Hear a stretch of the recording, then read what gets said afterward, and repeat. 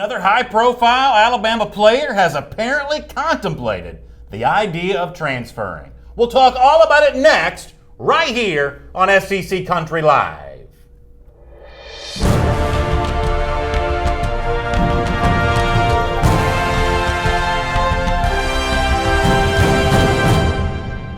Hello, everyone, and welcome to SEC Country Live. My name is Brandon Adams. This is former Alabama All-American Mike Johnson. Good to have you with us as we talk about the Southeastern Conference and everything going on around the league. And I got to tell you, Mike, once again, we find ourselves starting with a topic, and maybe you'll talk me down off this. Maybe you'll explain that it's different than it seems to me. But we'll begin the show by a topic of conversation that I don't think Alabama fans are going to love. Yeah, first of all, missed you over the weekend. Hope you had a good weekend, Thanks. buddy. Good to be back with everybody, too. And it wouldn't be, a nice little 3-day weekend for us. We weren't talking about something happening over at Alabama that Nick Saban's probably not happy about. Yeah, let me dive into that off the top of the program here. Item number 1 on our SEC Country Live First and 10 list. So Najee Harris represented one of the great wins for Alabama, really, of any of the recruiting battles of the Nick Saban era. I think the Najee Harris one might have been the most intense. Michigan thought they had a really good chance of pulling Harris, the running back from California. Alabama was confident the entire time. And ultimately, with Saban getting that head-to-head win over Jim Harbaugh for Najee Harris's services. But going from California to Alabama can be kind of a long way away. Harris, back in his home state of California last week, spoke to the San Francisco Chronicle about I think it's fair to say, discomfort that he had at Alabama. In some cases, still in the present tense, getting used to things being there. Doesn't sound like he's got the best, I don't want to read too much in this, but the best social relationships with everybody on the team maybe. And at least last year when it comes to the idea of playing time, maybe Najee Harris was so bothered by the fact that he wasn't playing much that he thought about going elsewhere. And if you want to look ahead to 2018, Najee Harris has something that can be taken as almost a bit of a warning for the Alabama coaches if he does not play more. Let me show you a quote here from Najee Harris speaking to the San Francisco Chronicle. He says, "The only thing I can tell you is, I hope I'm on the field more. Last year was the worst feeling. That whole season was mentally challenging." This is Najee Harris speaking to his hometown paper, the San Francisco Chronicle there.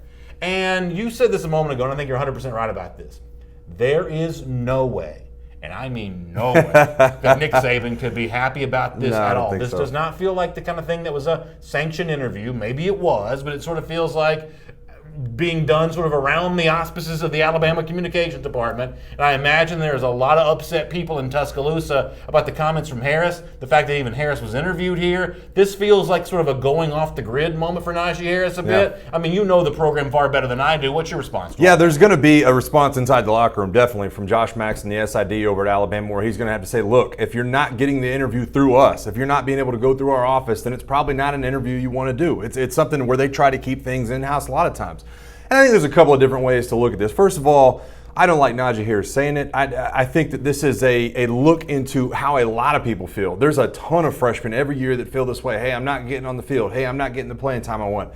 And to me, it's almost a product of what we really have put into recruits. The spotlight that is on so many recruits nowadays, where they're getting built up so much during the recruiting process. Man, you're better than everybody. You're going to be incredible next year. Well, you know what? He had to come in, he had to compete, and didn't get the carries he wanted to, and it sounds like he wasn't very happy. And you can put this in the same topic of conversation with what Jalen Hurts' dad, Varian Hurts, told Bleacher Report back during the spring of if Jalen doesn't win the starting quarterback job, he'll become the #1 free agent in the history of college football. These comments from Najee Harris, very similar to what Tua Tagovailoa said back in his home state of Hawaii about how he was contemplating transferring before the national championship game. Ironically, Najee Harris was also a bit of a national championship game star, much like Tua Tagovailoa was. Tua's words were also somewhat echoed by Lane Kiffin. So apparently, Tua told a few people about his feelings towards transferring. And I guess there are a few things here.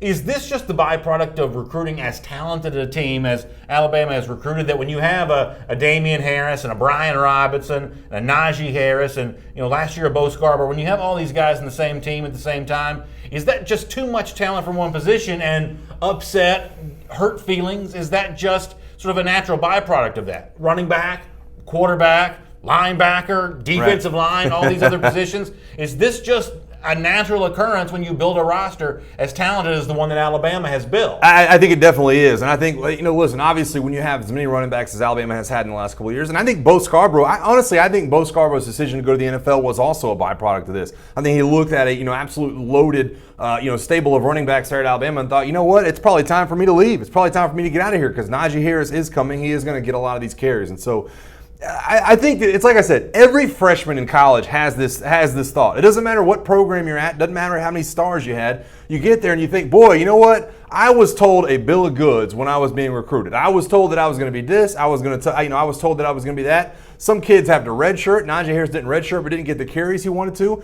And all I would say to Najee Harris right now is, hey, listen, if Bama signs a 5-star running back in this class, how many carries do you want him to get next year, or do you think he should come in and work for his workload? So it stinks, and it's just the way things are this day and age with the amount of coverage all these recruits are getting and what they're being told from a lot of these coaches that have to tell them these things to get them on campus, and it doesn't always work out to be the way a lot of these recruits wish or hope it would be. Yeah, listen, what I can tell you is, and you would obviously understand this and know this situation far better than me, but I believe that Najee Harris is the best running back on this Alabama roster right now. I think there's a chance that Najee Harris may be the best running back that Nick Saban's had since he's been at Alabama. I think it's that kind of talent. And if you have a guy who has that level of talent, who probably is going to play a whole lot more this season, I don't think it's really any consideration that he won't. I think he probably is going to play a whole lot more this season. But if he's not happy in Tuscaloosa, if he's sort of second-guessing and doubting his ability to make a home for himself there at the University of Alabama, doesn't that potentially obscure what Harris can be on the football field? I think it definitely it can. And I think Najee Harris is fine. I think Najee Harris is going to be fine. I think this is something, like I said, that a lot of recruits go through. And it just, it speaks to what Tua is. It speaks to, first of all, how far away from home these kids are. Najee Harris and Tua coming all the way across the country, going to college. It's not like they can drive right down the road and go back home and kind of see their parents. So this is a feeling a lot of kids are going to have. I think Tua's going to be fine. I think Najee's going to be fine. I think Najee could possibly be the feature back this year, and I think everything's going to be okay. Let me just give you a couple more quotes here. Now, we don't have the fancy graphics for these quotes, but it's just a way of kind of following up the San Francisco Chronicle's reporting on this. Harris tells the Chronicle about Tuscaloosa. It's humid as hell, man. We don't have anything like that here. He means in California. I'm telling you. That humidity over there in the summer, that's no joke. That doesn't sound like the happiest description of Tuscaloosa.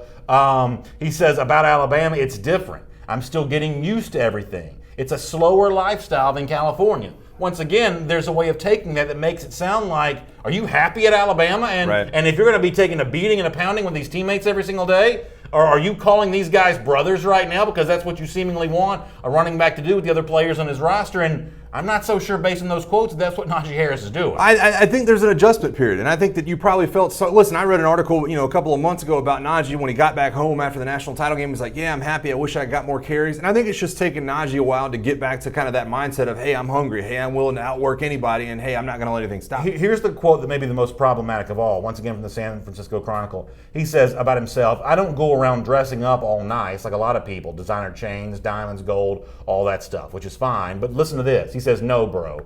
I just walk out with my headphones on, head down, and I'm the first one on the bus. I don't know, man.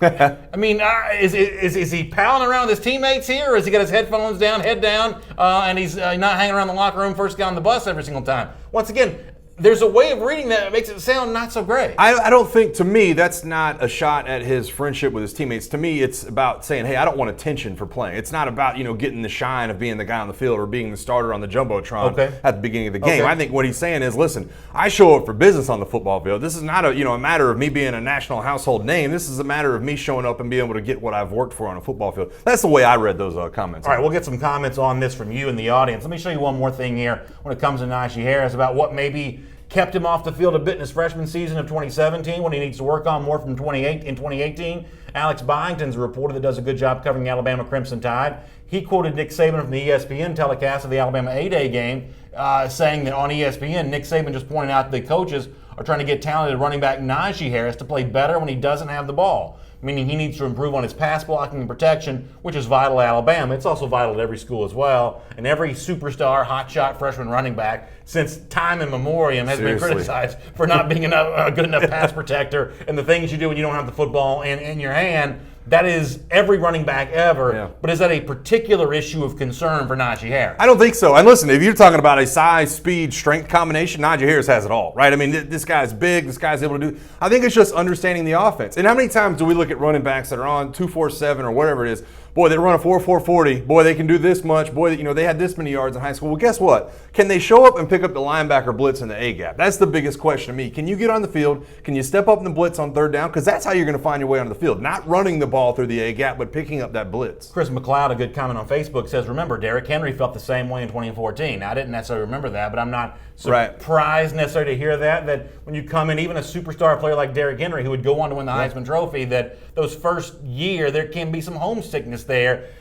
Obviously, in the case of Derrick Henry, if that really did happen, he grew out of that. He also only traveled from Yulee, Florida to Tuscaloosa, Alabama, which is not quite as big of a culture shock. But I would never try to pretend that Najee Harris can't grow out of whatever homesickness he seems to be feeling. But I think that you're kidding yourself if you don't admit that this San Francisco Chronicle article points to a bit of homesickness that Najee Harris may be dealing with right now. Yeah, and it happens for every recruit. I'm telling you, this is something that's not. It's not. Oh, Najee Harris is unhappy. A lot of freshmen are unhappy. And guess what? You're getting your butt kicked Monday through Friday. Guess what? You're going to study hall on Monday through Friday night at 7 o'clock. You're showing up. You're going to class. You're waking up doing different things.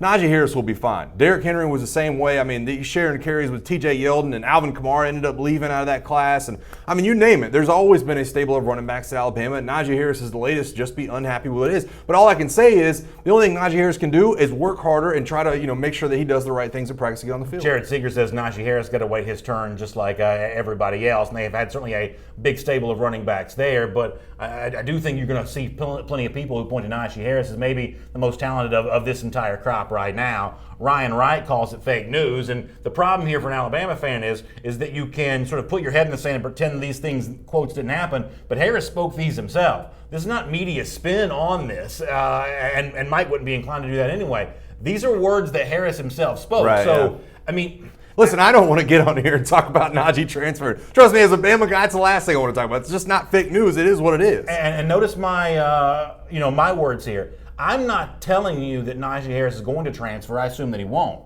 What I'm telling you is he talked about transferring, and he thought about transferring. And this is like the third star player for Alabama this offseason, to think about that. So from my perspective to Alabama fans, that's your real issue. Not is Najee Harris going to go anywhere. Odds are he probably won't. But when you have three players go rogue towards the media over the course of the same offseason, which has happened with the Hurts camp, Tua Tagovailoa himself, and now Najee Harris, that in itself is not nothing. That's a bit of sort of going into business for yourself. It's a little bit atypical for what we've seen in the past from Alabama. Yeah, I think, to me, that's the biggest story. To me, it's not that Najee Harris was unhappy. I think the freshmen are going to do that. I think that Najee Harris should have been upset with the amount of carries he was getting last year. He should feel that way. He should be hungry to get more carries.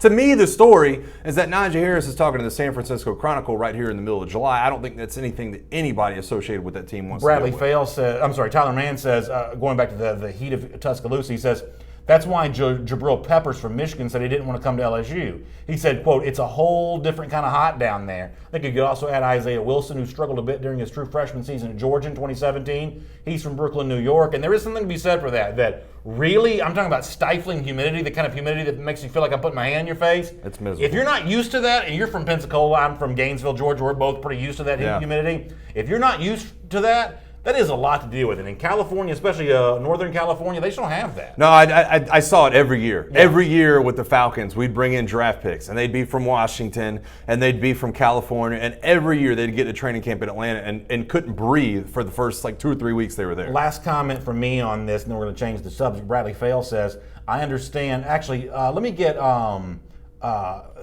looking for a specific comment. I'm sorry. Somebody made the comment in the YouTube comment section. I don't see it now. He said that the issue here was that they favored the seniority running backs, the guys that have been there over the course of over Najee Harris in that freshman season. And that's something for me personally I think also speaks to a misstep that Nick Saban made when it comes to his quarterback position as well. In practice, I'm going to believe that people looked at Jalen Hurts, they looked at Tua Tagovailoa, and they said Tua's clearly better, but he's not currently starting. I think there's a very good chance when you look at those running backs a year ago, blocking concerns and pass protection concerns aside, Najee Harris was more talented than the other running backs, and yet he's not playing as much. I do think that does something to your team chemistry. Well, when you're not playing the guy that in practice appears to be the best, I think that injures team chemistry. It does, but you can't say pass protection aside. I mean, that's a big part of it. And I think that anybody who, especially, and this comes from an offensive lineman, right? Because I've seen it happen. Boy, you know what? That guy's electric with the ball in his hands.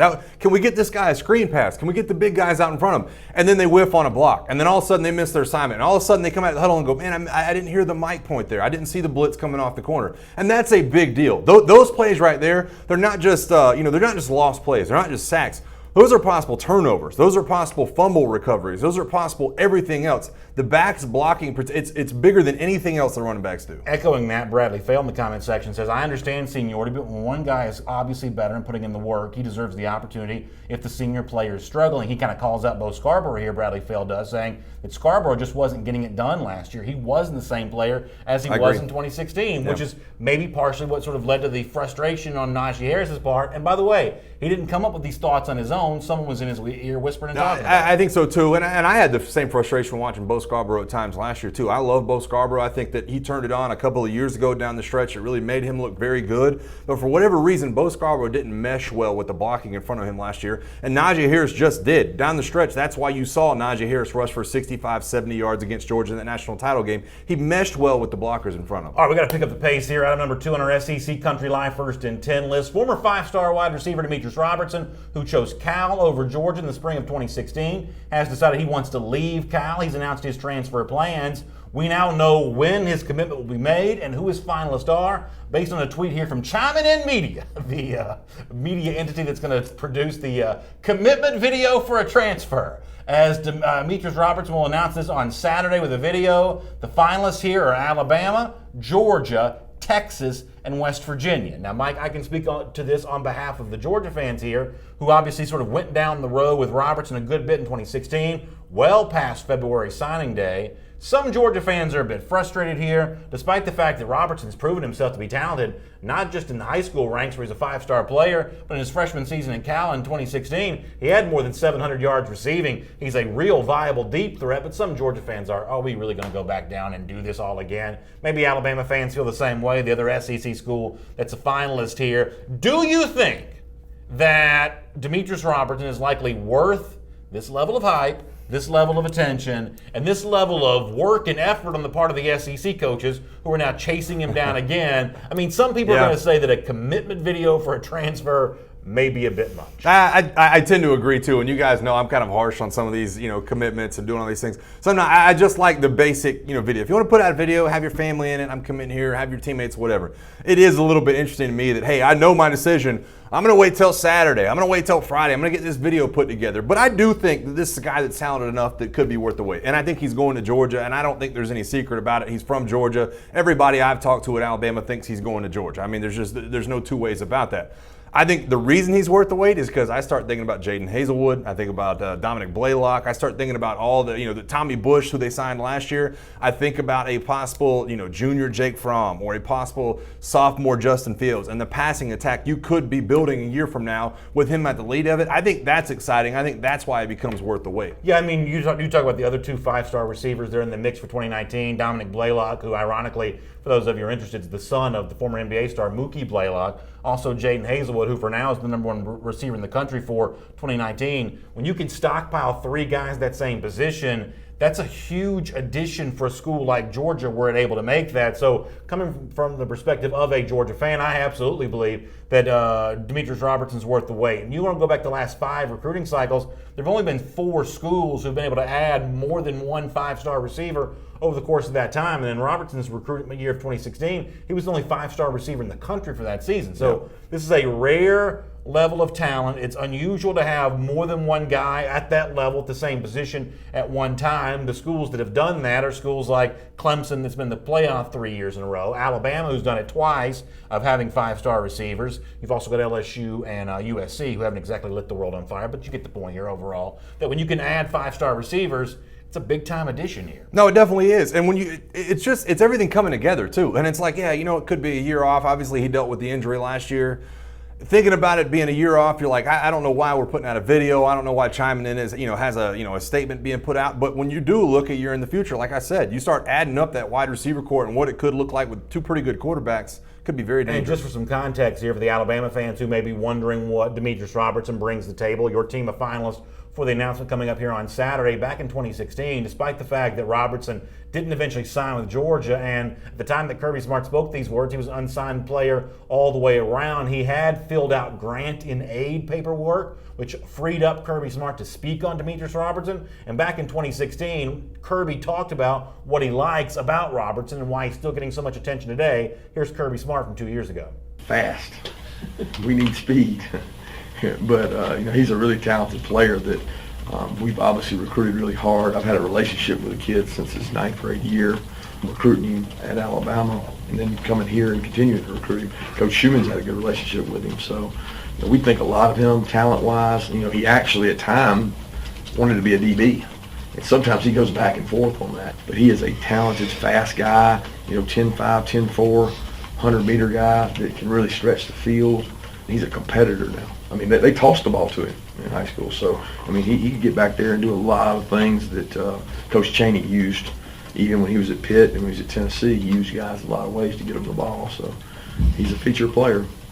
Tyler Mann in the YouTube comment section says West Virginia should consider this a win just to be in the top 4 for this kid. Let's be honest, there's no way he chooses them. Maybe as an uncle or something from there that he's doing a favor for. I believe the connection to West Virginia for Robertson is actually the fact that Jake Spavital, the one-time Texas A&M offensive coordinator who was at Cal, is at West Virginia now. That's so right. I believe that's how West Virginia has sort of worked its way into be a finalist here. I'll admit, I have no idea what connection to Texas there might be, nor a connection to Alabama, other than the fact that Alabama seems to be in the mix for all these kinds of players. Yeah, no, I don't really know what the deal is with Texas either. And I think when you start to look into this, I think it comes down to a simple thing. First of all, he's from Savannah, if I'm not mistaken, right now. He's from Savannah, Georgia. And he has to look at this situation where he's a missing piece. I think that when you look at Georgia and the recruiting they've been able to do the last couple of years, you've mentioned it before. The one place it doesn't seem like there's elite talent right now is at the wide receiver position. I'm sure that's what he's being told. All right, let me get a few comments. I want to let you hear more from Kirby Smart.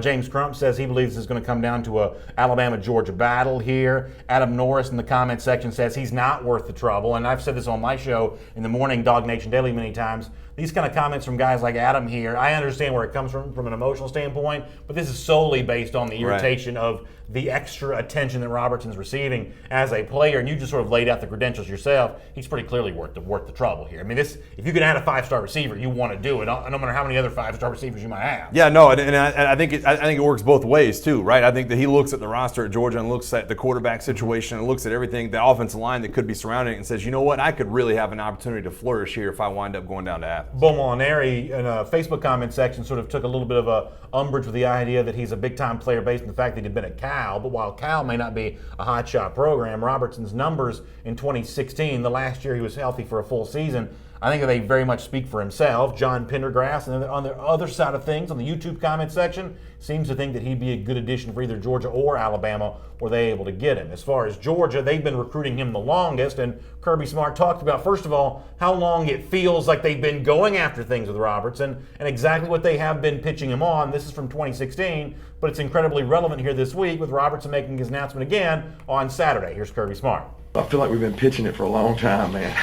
You keep pitching and pitching, but we think we got a great product here to sell. We got really great academics, and he's talked about using engineering as a way to go on. I think a big sell for me was to go back and look at the guys I played with in the mid to late '90s that didn't make the NFL rosters. That was a big selling point of the brother. I don't want to hear about Hines Ward or Robert Edwards or whoever the pro first round. To tell me how the guys were doing that didn't make it in the NFL.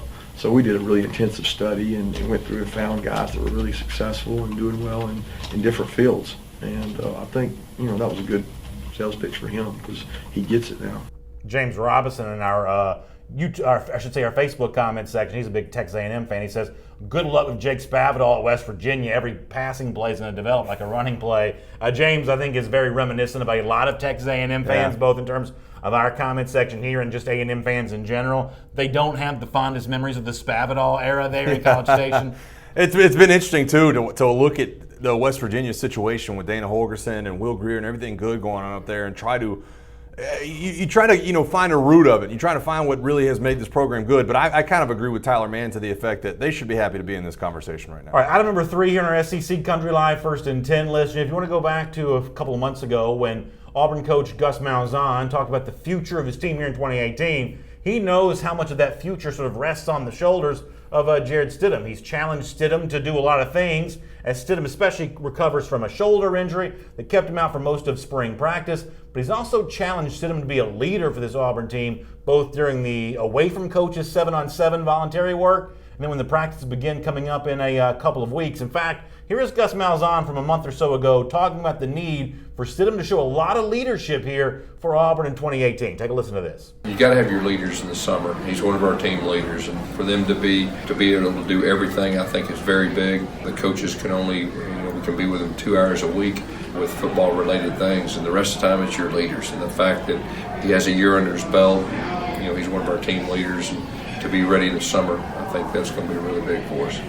So while Auburn quarterback Jarrett Stidham is forming a bond with his teammates, he's also apparently forming some bonds in other walks of life as well. Congratulations go out to Jarrett Stidham in this picture seen from Instagram here, as Stidham has apparently gotten engaged. And this is a fabulous photo here. You can see the look on the face of his betrothed there, as she's apparently taken aback by Stidham here. He's showing off the strong sock game down there. Did you say betrothed? I believe that's the word. Betrothed? I've never heard Isn't that. That's a word, right? Betrothed is a word, yeah. Wow. That's his betrothed. They're about to be married.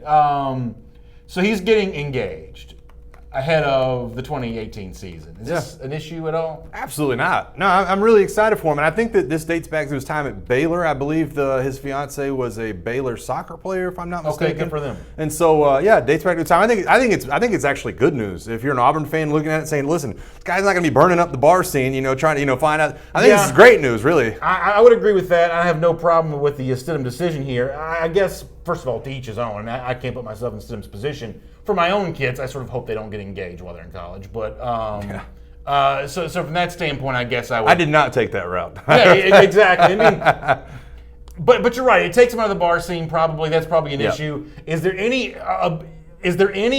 sort of ability to be a leader to this Auburn team impacted by the fact that he's got a fiance? No. There's wedding planning and there's things like that going on? No, not at all. Is this an issue at all? I don't see it as an issue at all. And actually, this came up, and a lot of people were bringing this up about Baker Mayfield up at Cleveland. He just got engaged. Boy, do you want your rookie quarterback? Don't you want him focusing on training camp? Absolutely not. This kid, he's allowed to do things. He's allowed to have a girlfriend. The only thing that changes is she has a ring on her finger, as opposed to being a girlfriend. Now she's a fiance, and I think it's good news for him. I think it stabilizes a lot of things. I think this is a guy who is a mature quarterback. I think this shows on the field, and I think it's going to now it shows off the field. Lawrence Robinson, the Facebook comment section said, and you'll be happy to know this, that yes, betrothed is a word. Yeah. I've just never heard it. I don't doubt it. Here's what I'm trying to do. I'm trying to raise the bar. Just sort of the overall vocabulary level of the show. Every now and then I'll drop in a word. Man. Now that's probably a bigger word or more obscure word than I should be using, but every now and then that's what I'll do. Yeah, you listen to BA, you learn something new every day, man. You really do. You never cease to amaze me, man. Tim Glover, not throwing out much of a wedding present towards the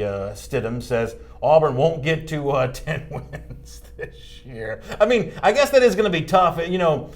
In terms of how happy the wedding planning goes, how much Auburn's winning games on the field will either sort of make that wedding planning a whole lot more fun or maybe make it not so great. I mean, at some point in time, listen, every fiance is the same. Let's just face it here. As much as you want to say, well, she's going to do all that and he's going to focus on football. At a certain point, she's going to want him to go to cake tasting and going to want to go check out, doing it right now, reception halls, all that kind of stuff. Yeah, you can speak to this. I didn't know how much you want to bring up on that, but you can speak to all that kind of stuff. At some point in time, she's going to want him to do that. Engagement photos, and if they toting a whooping from LSU the day before, he's not going to want to go do all this stuff. Yeah, if I had to give him one piece of advice, and obviously, it's like I said, I don't think this becomes an issue for Auburn at all, but if I had to give him one piece of advice, very long engagement, very long. Get past possible NFL draft next year. Get on all that out of your system. Tyler Mann, I wish I would have thought of this myself. That's a great comment. He says that wedding ring's the only ring Stidham's going to have a chance of getting this year. No. I saw it. I thought about reading it, but I was like, I'm not even going to go there. No, listen, I don't mind that. That's a pretty strong comment from Tyler Mann. You guys are cracking me up. Grind Hard, though, over on YouTube takes a slightly different tack. He says, why y'all quarterback going to be I can tell this is going to be funny, but I can't really read it. He says, well, while your quarterback's going to be chasing girls, our quarterback's going to be at home with his wife studying the playbook. Yeah, well, listen, my team's quarterback's not out chasing girls. He's too busy breaking his hand and boating. Yeah, getting fish hooks stuck in legs and doing all kinds of things like that. So maybe from that standpoint, I would rather him getting Yeah, exactly. That's what I'm saying. It smooths things over. He's not out burning up the bar scene at night. I do love Grindhart's comment on that. He's a big Auburn fan. So he seems to think it's good to have the quarterback sort of tucked away at home at night. That's great, man. Living the old married life. Would you rather have Jarrett Stidham engaged, or would you rather have Johnny Manziel's junior year? You know what I'm saying? Right. Like, I think you'd rather have Stidham at home. Yeah, I think I'd rather have like Tim Tebow, like focusing on a playbook and doing nothing else. Yeah, that level sure. of commitment. Speaking of Tim Tebow, his ex-team, the Florida Gators, are the subject of item number 4 here on our SEC Country Live First and 10 list.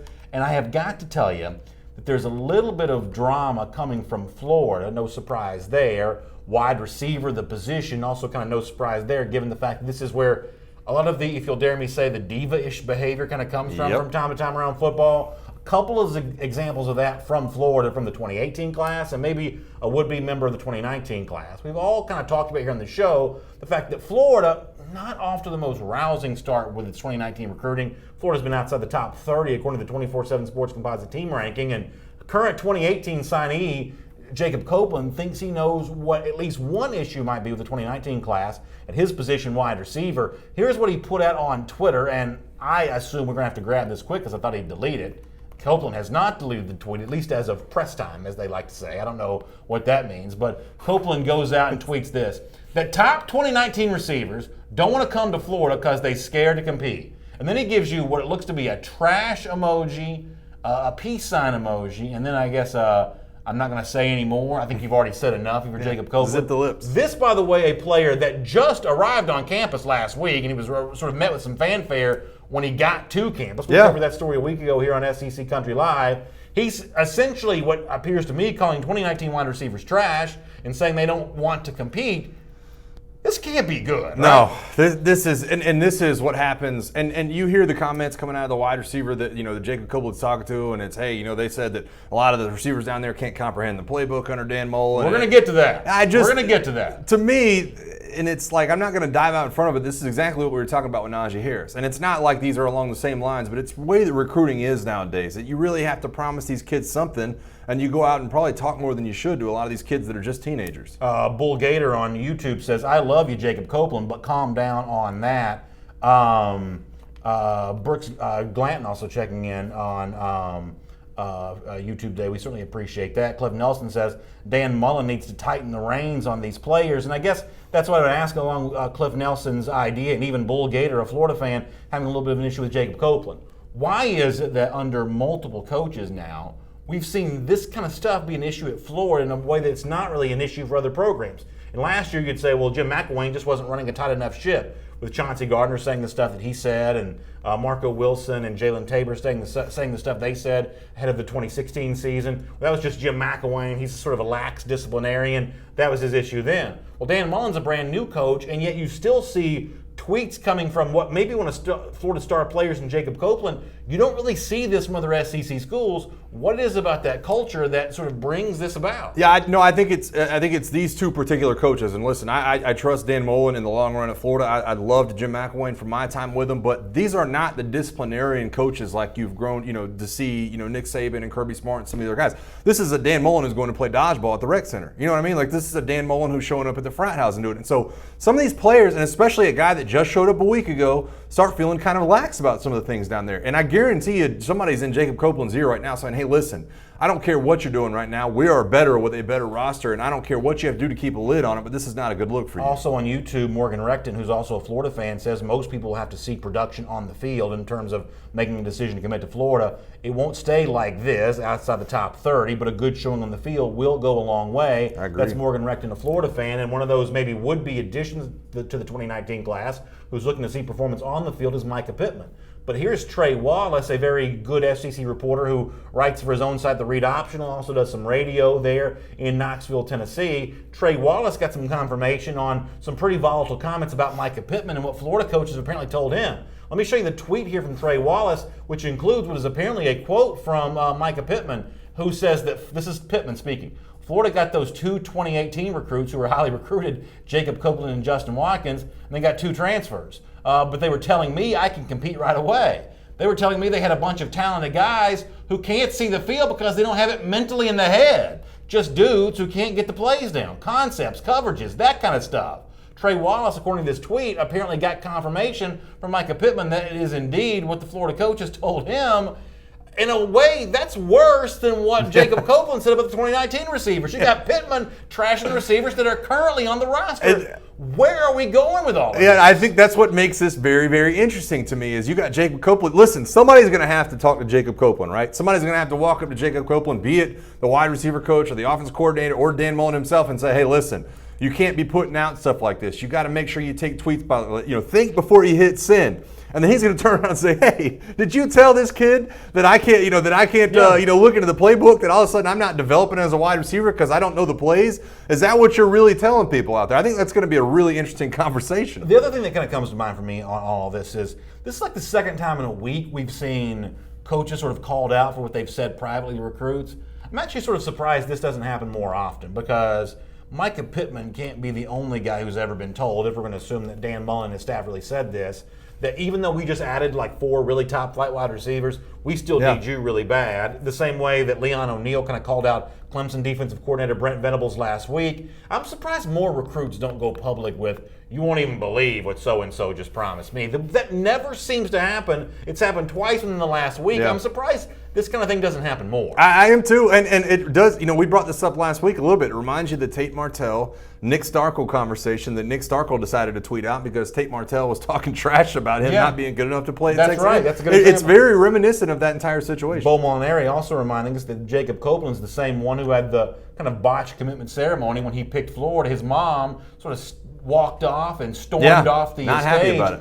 This has already been a very dramatic situation for Copeland at Florida. He hasn't even officially started practicing there yet. a week. Yeah, he had the academic issue allegedly that held him back from arriving for a little while. The issue that's going on right now, what his challenges with 2019 receivers, and the issue with his mom there when the commitment went down. That's a lot of newspaper headlines for a guy that's yet to take his first practice now. No, and I think, listen, when I read Morgan Recton's comment a minute ago about, hey, these recruits are going to have to see it put on the field, I feel the same way about fans when they're starting to look at Jacob Copeland. Hey, listen, you need to deliver on some of these things before we start having your back and chanting Jacob Copeland and doing all these things, because there's been a lot of issues with Jacob Copeland so far throughout this entire ordeal, and I think fans are ready to see this guy on the field and actually doing things in an orange uniform. All right, item number 5 here on our SEC Country Live First and 10 list. So we saw a politician this week do something that I haven't seen a lot of, incorporating college football into his campaign commercials. Now, I'm going to play this ad for you, and before we go, I'm going to tell you that there is a mention of Donald Trump in here. Obviously, on this show, we don't never talk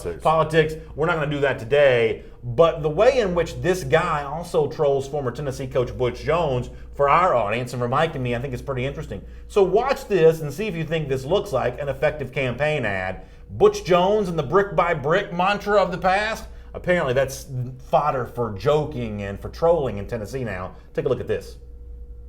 It all starts with a good foundation. If your foundation is solid, it'll take care of itself for many years to come. Hey, Jason, are you really going to help President Trump build the wall? You bet I am. I'm Jason Emmer, and I approve this message because, unlike Butch Jones, when I say I'm going to do something, I actually mean it. Pro-Trump, pro-wall. Conservative Republican Jason Emmert for Congress. Brick by brick. So I won't pretend to know a lot about Emmert's profile of issues, and frankly, that's not the subject of this show to talk about that. But as a campaign ad, I think this really worked. It's like it pokes at everything that you can imagine people wanting to poke It does, but my take on this is a little bit different. How many times have we seen politicians try to use sports to their advantage, and they come across not really knowing much about sports at all? They sort of call it sport ball as opposed to like really kind of getting in there and like knowing like the true nuts and bolts of what's going on. Emmert here reveals himself to be kind of an authentic fan. He knows the brick by brick language. He knows the stuff that Tennessee fans don't like about Butch Jones. He's very much in lockstep with what a lot of his voters are going to feel like, which is the fact that they don't like Butch Jones. How they feel about Donald Trump, sort of an issue for a different show to be dealt with. But in terms of zeroing in on them not liking Butch Jones, I think he gets it. And there's something about the fact that he's being authentic about this. And if you're brave enough to turn off, the fans of like other schools, he's got the Tennessee shirt on.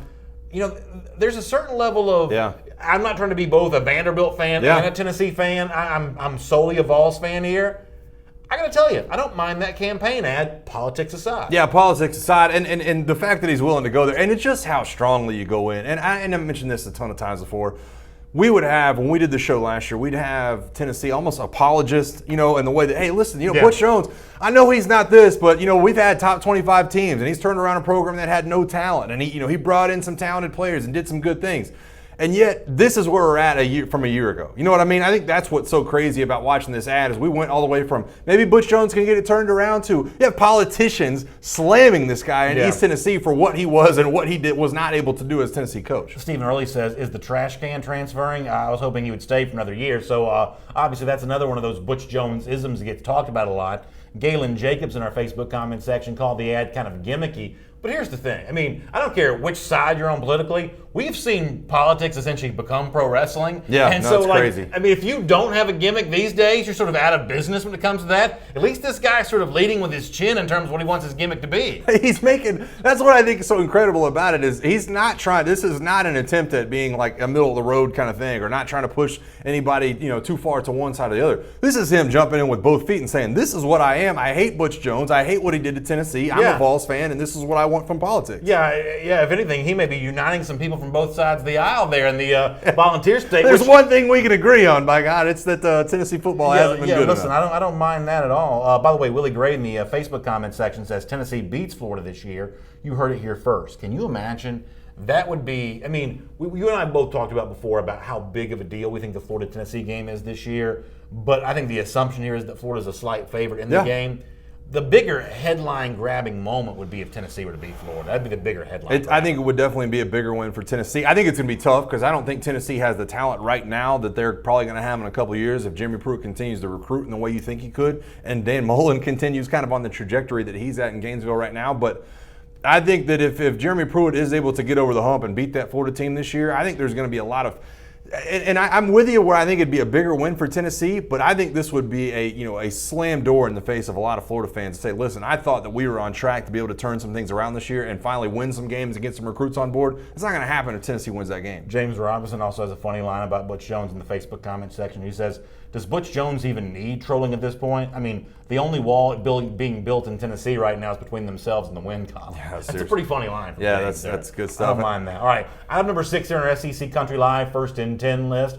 Alabama has removed Vandarius Cowan from its roster. Cowan was involved in an altercation. It was like a bar fight thing from about a week or so ago where, and Tuscaloosa News got video of this. He's seen throwing a punch here. This is not Cowan's first brush with bad news here. In fact, I believe it was Cecil Hurt from actually, let me show you Nick Saban first. Nick Saban on the issue here. Here's the statement released from Alabama of Nick Saban making the news here. Vandarius has been dismissed from the team and is no longer a part of our football program due to a violation of team rules. Each of us has a responsibility to represent the University of Alabama in a first-class way, and failure to meet those standards can't be tolerated. We wish Vandarius the best in his future. That's Alabama coach Nick Saban. Now, I didn't really know what Saban was really referencing here and why it seemed like he was being so heavy-handed here, but Cecil Hurt, longtime columnist for the Tuscaloosa News, said in addition to this bar fight, he was also held out from spring practice, had some issues going back to high school. You know the Cowan situation better than we do. Is this justice served here for Cowan to no longer be a part of the Alabama team? Yeah, I think you only get so many opportunities here. And this is obviously a very, sought-after recruit, top 100, top 80 player. I think he was like at 75, 76, something like that when he was coming out of high school. But he was actually kicked off his high school team his senior year because he got 2 penalties in the game, was brought out of the game, sat on the sideline, ate a hot dog, started chopping it up with his friends, didn't care about getting kicked out of the game or by his coach. And so he got kicked off his football team. And Nick Saban did a lot of looking into it and talked to a lot of people down that were surrounding Vandarius Cowan and said, hey, is this a good kid? Is this a bad kid? And evidently, they made the wrong decision back then because they stuck with Vandarius Cowan. Even though he didn't even play half of his senior season down there in South Florida, he ends up coming to Alabama, can't get his grades right, sits out some of spring practice, then obviously punching the guy in the mouth for no reason in the bar scene is not a good look. So is that the thing? I mean, I saw the video. It's sort of hard to tell what went on, but that allegation's out there that this is really almost like, this is not a bar fight. I probably misdescribed it. It really comes across as a sucker punch, which makes him come across like a dangerous dude here. Yeah, no, and I think that's why Nick Saban sounds so heavy-handed. It's like, hey, I can only give you so many opportunities, and I can only give you the benefit of the doubt so many times before I have to look at you and say, hey, this is a bad move. I think Nick Saban saw this video and questioned Vandarius Cowan about it, and he didn't have any excuses for what he did. I think that's why he made this decision. But here's what's scary for coaches like Nick Saban. They're in a position where when you bring in a kind of the troubled past, and Dan Mullen dealt with the same thing with Jeffrey Simmons at Mississippi State, you can kind of go on and on with like guys that you bring in, you're essentially vouching for them. And there's a way of looking at this where if you vouch for a guy, he comes on campus and puts somebody either in the town or the university in danger, then I mean, there's a way of looking at this that makes the coach seem liable for the damage that got done to the person who gets beat up. I mean, when you vouch for someone, that's the issue that you kind of have. And you can say, well, we washed our hands of him. He's off our program. Yeah, but you brought him to Tuscaloosa, and now somebody's got, jaw reconstruction surgery or whatever's going to be going on here. Right, but I think it goes back to, it's not that he got in trouble for fighting in high school. He got kicked off his team, for eating on the sideline, doing those things. I think that there's always going to be a way of looking at it and say, hey, listen, how much responsibility do these coaches have? And listen, there was a judge in South Florida, at the University of South Florida, that tried to hold Charlie Strong accountable for some of the players' actions down there, and it was like, hey, listen, he's a football coach. Yeah. At the end of the day, you have to hold these kids responsible for their own actions too, and I think that's why Nick Saban said, hey, listen, enough. I'm not going to be held to the fire for this anymore. You mentioned the academic issues going back to the spring here. Nick Saban at the time explained why Vandarius Cowan, was not going through spring practice. Here's what Saban said about him just a couple of months ago. Vandarius Cowan has not been in practice the last 2 days. And look, I'm not going to be specific here, but we have rules about academics here. We check guys in terms of what they're supposed to do, and we define the standard of expectation that we have for class attendance, tutors, study table. And when guys do not do this to the standard that we've created for all the players here, they can't practice or play until they get it right. And that's basically what we're trying to do from an academic standpoint, which is what all the players come here to do.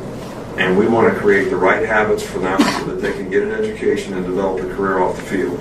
So if a player's not doing that, and we have to take something away from him that's going to change his behavior, then that's one of the ways that we do it. He is making good progress, and hopefully he'll be back to practice soon. So that's what Saban said about Vandarius Cowan back in the spring, but whatever progress he was making, at least in the classroom, that did not stick for him in terms of the off-field stuff, and now he's no longer a member of the Alabama roster. And the chorus of comments coming about where he may go next. Matt Bell says, sounds like a Florida Atlantic recruit. Mike Quinn says Auburn's going to go after him. Shane Higgins said Cowan should have been fighting alongside a 5-star offensive tackle. The problem is he wasn't doing enough of that fighting. He seemed to be fighting in a very different kind of situation here. I mean, if you're punching someone sort of in unprovoked fashion, that makes you come across like a dangerous guy. I know people joke about where he may go next, but is this guy sort of unrecruitable now, given forget the fact that it was caught on video, just the nature of what he's accused of. Is he too dangerous to bring on a football roster? I think he is, and I think that obviously anytime you have videotape, that's when really things start getting separated, right? I mean, that's how it always is. Boy, we hear about this, assault, misdemeanor assault, 3rd-degree assault, I don't really know what all that means, and then you see the video and you go, wow. This guy really has lost it a little bit, and I think this has JUCO written all over it. I think this has like Last Chance U written all over it, and hopefully this guy's able to get some things straightened out in his life to where he can, not football aside, just become somebody that's not a dangerous person to be around. Jonathan Jennings brings up an interesting point that he says I'd never heard of him. You mean he didn't get to play last year with 7 injured linebackers? I guess it does say something about Vandarius Cowan. Yep. He did play some a year ago, but not playing a lot. Given the thin nature of Alabama's linebacking core after all those injuries, that sort of speaks to the fact that Cowan may have been in the doghouse even a bit last year. To me, that speaks to one word. That speaks to trust. Does Nick Saban trust you to go on the field? Does he trust you not even to go on the field? Does he trust you in all things to be able to do what you have to do? And evidently, he couldn't trust him off the field and couldn't trust him on the field either. Cliff Nelson, one of our viewers, is an LSU fan, but he brings up a point here that Nick Saban sort of had to deal with in the past. He says, he kicks Vandarius Cowan off the team. This is Cliff Nelson speaking. But he kept 2 starters that got caught in Louisiana smoking weed and had a gun. Then he said we have to give kids a second chance. It just depends on how valuable you are to the team. He's a hypocrite. I mean, I have to admit that hypocrite label in terms of I'm going to kick this guy off because maybe he's not very good versus I'm going to keep these guys in the team or give Jonathan Taylor a second chance after he'd gotten in trouble at Georgia. I mean, sometimes it does seem like there's a sort of sliding scale of severity to some of this discipline. I will admit that's the appearance when you look from the outside in at Alabama. Well, listen, Cliff Nelson brings a good point. The main focus of that is second chance. Vandarius Cowan got a second chance, and he got a third chance, and now he's burned all those bridges. Those kids that got arrested in Louisiana, very bad situation. Obviously it's one of those things where you have to look at it and really question everybody that and make sure they're being held accountable. But they got their second chance. They made the best of it, and Cam Robinson now plays in the NFL. Vandarius Cowan, obviously, they had to look into it when he was still in high school. They had to give him a second chance, right? And then he has to sit out the spring, and they have to get him a third chance and say, hey, listen. You know what? This is one of those things where you need to get your grades up. And then all of a sudden you're punching somebody. That's a third and fourth chance now, and that's when you get rid of the guy. Fair enough. Item number 7 here in our SEC Country Live First and 10 list. So the final member of Georgia's 2018 class that we did not know about has apparently arrived on campus, is now good to go for Georgia. It's James Cook, the nation's one of the top 5 running backs in the country for the class of 2018. He's also the brother of the former Florida State star Dalvin Cook, and he had been lagging behind a bit in terms of arriving at campus at UGA. Everybody thought everything would be eventually fine. Apparently now it is. Now, I don't speak fluent Instagram necessarily, but I'm being told here that this photograph taken from his Instagram story showing him with another incoming freshman running back at Georgia, Zamir White, is the indication that Cook is now good to go at Georgia. This, along with some pictures of some of his other UGA teammates, including a picture of himself in what looked to be a football meeting room. James Cook is now good to go. Kirby Smart, in fact, today confirmed this, speaking at Bruce Arians' celebrity golf tournament, that if you've seen social media, you've seen James Cook in Athens, and that's the only proof that you need right now. He is indeed at UGA. How big of a deal is this for Georgia to get both of these elite 2018 running backs, Zamir White, who's recovering from injury, James Cook, who's now cleared to go? How big of a deal is this for Georgia to have both these guys here? I think it's huge, and I think it's got to bring tears to Georgia fans' eyes to look at that picture and look at those two bulked up running backs that you're like, man, I can't wait till these guys are really carrying the load for this football team. And listen, this is something that it's the second portion of recruiting that doesn't get talked about as much, but this is something that obviously Georgia's had to deal with this entire offseason of, hey, listen, you signed the number 1 class in the country by a mile, make sure they all get to campus. And I think this was kind of the last little checkbox of making sure most of these guys are able to arrive. And I asked you this when we talked about James Copeland last week, is there too much coverage of this kind of stuff? I mean, after all, practice doesn't start until probably the very beginning of August here. There's even a case to be made that you could show up even after the beginning of August and still be fine, given drop ad and things like that. When a guy is not as quick as his teammates in showing up in campus, whether James Cook is here, whether Jacob Copeland was for Florida, are we paying too much attention to that kind of stuff? I think we are, and I think it's unfortunate, and I think that's just the nature of the beast. And I brought this up with Jacob Copeland last week, where Jacob Copeland, listen, it's a 3-minute recruiting video. He's committed to Florida. He's riding 4-wheelers through the streets, doing all kinds of things. If you want that attention, you have to get the bad side of the attention too. But I mean, it's just the nature of the beast in 2018 right now, where everybody's going to be watching and waiting till you get on campus. Zach Smith says Cook's going to be more dangerous as a passing threat for us this year than a running threat. He'll be a lethal 3 and medium weapon for us, he means on third down, a lethal third down weapon for us out of the backfield. We'll certainly see how that plays out for James Cook at the University of Georgia.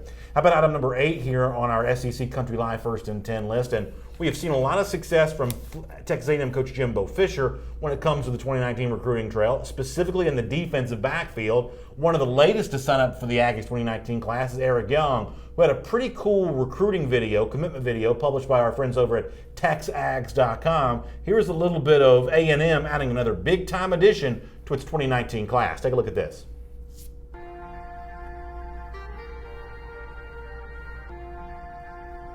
Football has been my passion and focus my entire life. Eric, I will never forget when you were 2 years old.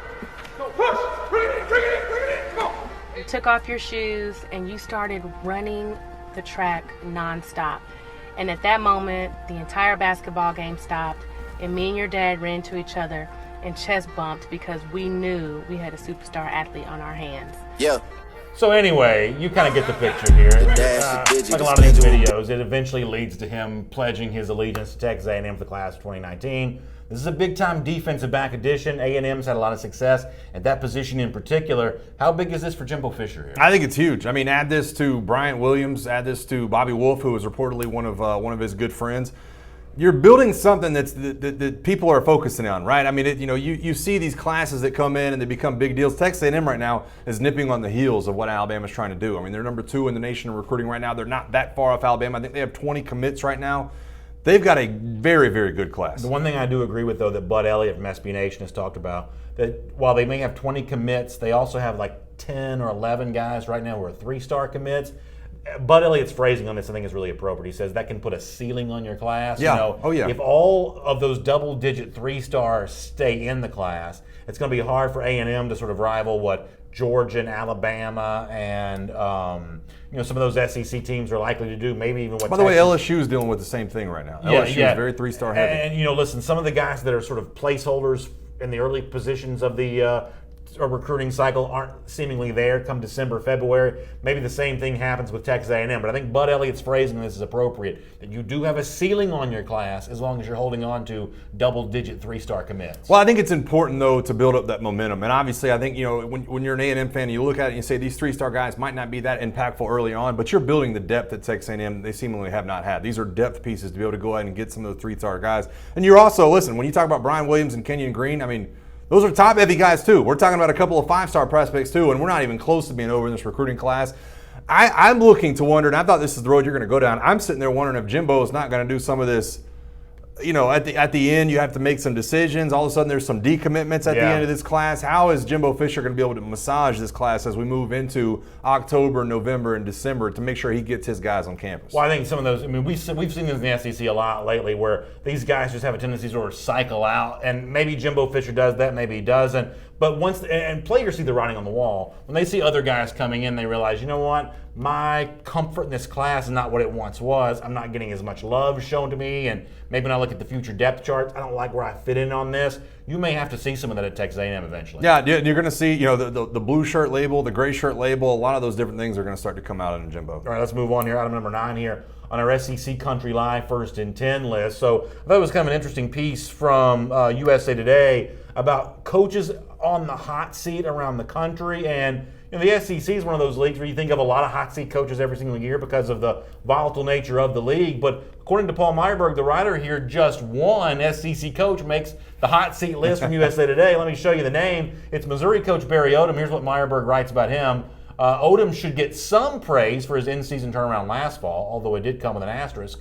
Missouri went 7-0 against teams with losing records or opponents from the FCS, and then listen to this, is a terrible stat, 0-6 against bowl teams. Now, he says, let's not forget that Odom was viewed as a candidate to lose his job midway into last season. The bowl game did give him a bump, as did quarterback Drew Lock's decision to return for senior year, but a finish outside the top 4 in the Southeastern Conference Eastern Division would put Odom's job back in jeopardy. Once again, that's Paul Meyerberg from USA Today. All right, couple things for you here. First of all, do you buy Meyerberg's assessment of Odom as being a coach on the hot seat here for the season? You're shaking your head. It seems like you already do agree with that. Maybe more interesting and more important, though, is it true that Odom is the only SEC coach in the hot seat this season? I think that at the end of this year, it will be true that Barry Odom is the only SEC coach that really is in danger of getting fired. Barring something off the field happening, I think that the on-field performance is – listen, I've talked a ton about Ed Orgeron. Could he possibly move in that direction? I just don't know that 2018 is Ed Orgeron's last season, no matter what happens. I think he's going to be given a chance to really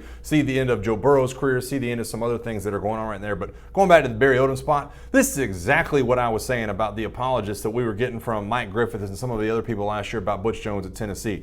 Yeah, he got some wins against a couple of teams. Yeah, landed in the top 25 at times. But those are such hollow numbers in terms of really the quality of football they're putting on the field. I think Barry Odom is as good as gone. Yeah, listen, the SEC is also one of those deals where you have to have a certain sort of star power, a little bit of magnetism to yourself as an SEC coach. To me, Barry Odom has none of that. I couldn't pick him out of a lineup. We're going to have SEC Media Days in Atlanta next week. There's going to be a throng of media and fans and just onlookers for virtually 13 of the 14 SEC coaches. Barry Odom could sneak in and sneak out of Atlanta. No one ever know the difference. And part of what puts Barry Odom in the hot seat, beyond the fact that Missouri's just not winning enough, is that Barry Odom's not attracting enough star power the way that almost every other SEC coach is doing. I mean, even Chad Morris at Arkansas, who I don't think of as sort of a personality magnet, I mean, even he's generating more offseason buzz than a guy like Barry Odom, who's like, I don't even know what. Yeah, no, and it's interesting, too, because Missouri is that team that's kind of tucked away up there. You know, they're really in the northwest corner of what the SEC is. Still, a lot of people consider Mizzou as like that, that outside team in terms of just being the newcomer to the SEC. But I'm with you. I think that, and that goes more to my point of why I think Barry Odom's getting fired this year. I think that at some point Mizzou has a lot of pride and they go after a big name coach. Jamie Blanton says that defense at Missouri is bad. Unless they have vastly improved under consider Missouri dead already, there's no reason for them to be so high in odds to win the SEC. It's a smack in the face of the good teams. And Barry Odom was probably a good defensive coordinator, but when he left that role in the head coach, they just haven't really been able to replace him as DC. No, and let me go another good direction for you for just a second here. And obviously, it's like I said, Barry Odom on the hot seat for me, probably going to get fired.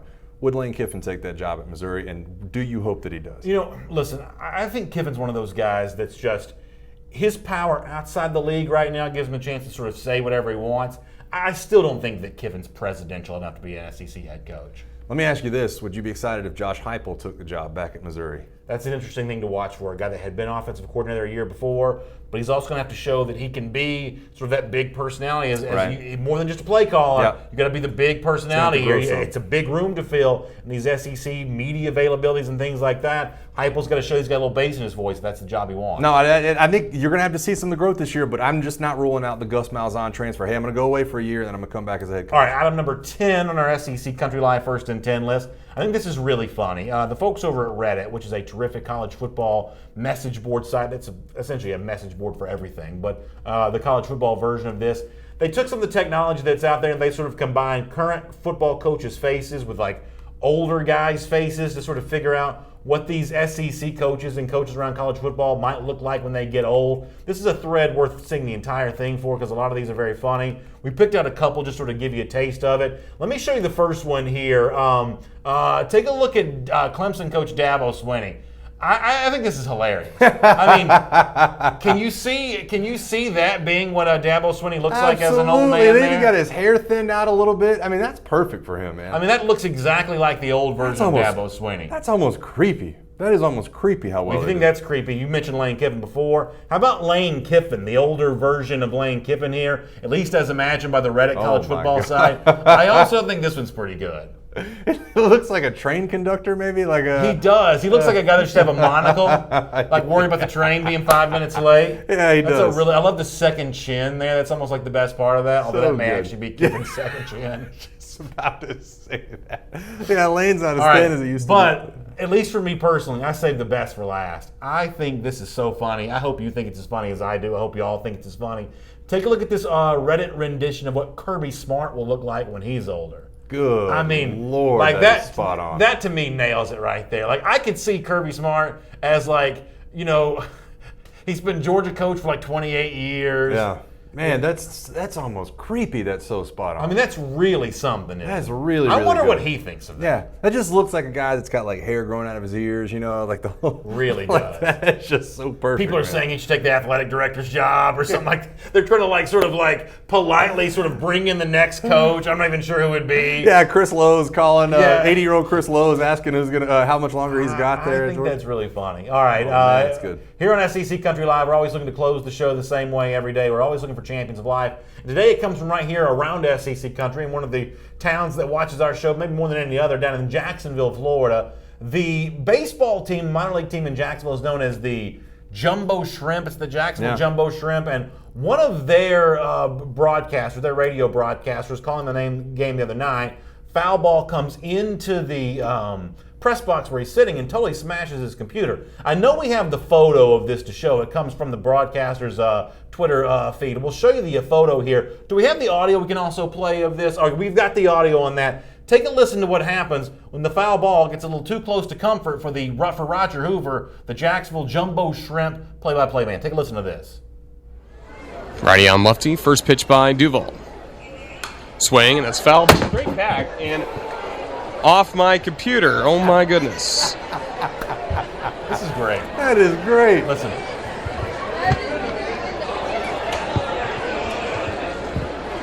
That just happened. So my computer is completely cracked. I tried to put my hand up and stop the baseball, and it went straight back. So in a previous life, that's good. I used to sit in press boxes live, covering Atlanta Braves games, things like that. when a ball comes in the press box, and the major league level doesn't happen that much, but when a ball comes in the press box, it always comes way faster than you expect it to. Way faster. Yeah. It sort of rattles underneath the table there a little bit. Honestly, I think he handles this like a pro to even keep doing the broadcast. I think he does too. It's really that funny. just happened. Yeah, That's it's good great. stuff Really right funny. there, man. All right, that's Mike Johnson. My name's Brandon Adams. Thanks so much for being with us here today on SEC Country Live. If you love the podcast, it's going to be up for you right after the show is over. And you do a huge favor and share the show with your friends on all the various video channels. Let folks know that we're talking about the SEC here each and every day. But we could not do it without you. We love your comments and your participation in the show, and we'll look forward to doing it again tomorrow, right here at 3 p.m. Eastern Time for another episode of SEC Country Live. Y'all have a great day.